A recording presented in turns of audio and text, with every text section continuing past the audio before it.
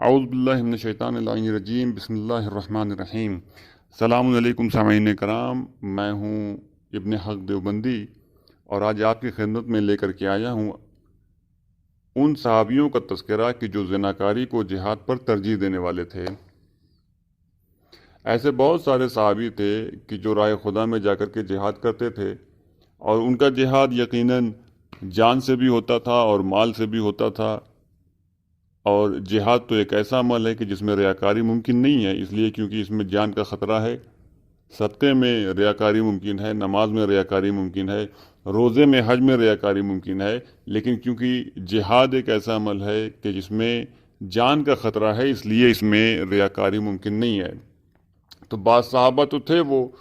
کہ جو راہ خدا میں جہاد کرنے والے تھے، لیکن ان میں سے بعض ایسے بھی تھے کہ جو زناکاری کو جہاد پر ترجیح دیتے تھے۔ وہ اس طریقے سے کہ نبی کریم صلی اللہ علیہ وسلم کے ساتھ جو اچھے، جو مخلصین صحابہ تھے، وہ جب جہاد پر جاتے تھے تو نبی کریم ان سے بھی سوال کرتے تھے، لیکن یہ جہاد پر نہ جانے کے بہانے تراشتے تھے۔ اور وہ اس لیے کیونکہ یہاں لوگ جہاد پر چلے جائیں اور یہ صحابیات کے چکر میں پڑ کر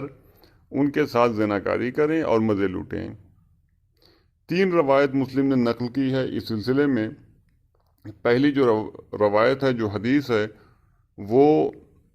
4424 نمبر کی ہے، جس میں نبی کریم نے ارشاد فرمایا کہ جب ہم نکلتے ہیں جہاد کے لیے اللہ کی راہ میں تو کوئی پیچھے رہ جاتا ہے اور آواز کرتا ہے بکری کی سی، جیسے بکری جمع کے وقت چلاتی ہے،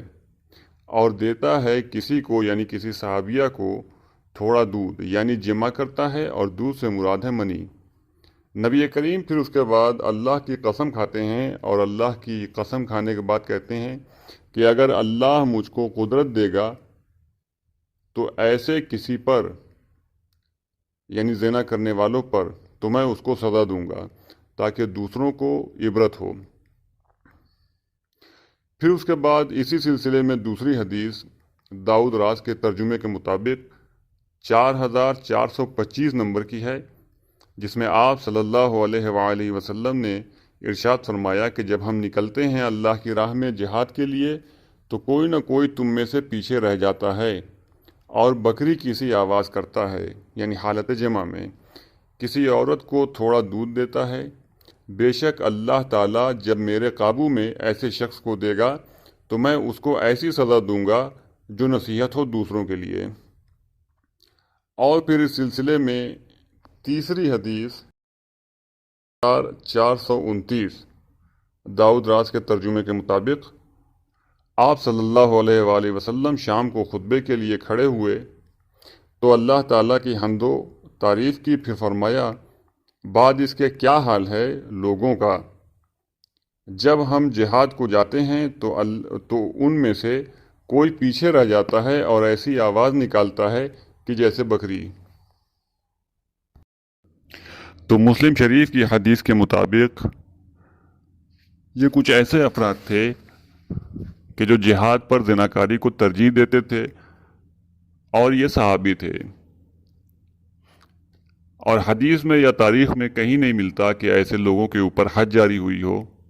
اس لیے کہ ایک بار اگر حد جاری ہو جاتی تو ان کے گناہ معاف ہو جاتے۔ تو اب ایسی حالت میں کہ جب ان کے گناہ بھی معاف نہیں ہوئے اور ایسے قبیح اور برے عمل کو وہ انجام دیتے تھے، تو اہل سنت سے بس اتنا ہی سوال ہے کہ کیا ایسے لوگوں کا قول اور فعل شریعت بن سکتا ہے؟ والسلام علیکم ورحمۃ اللہ وبرکاتہ۔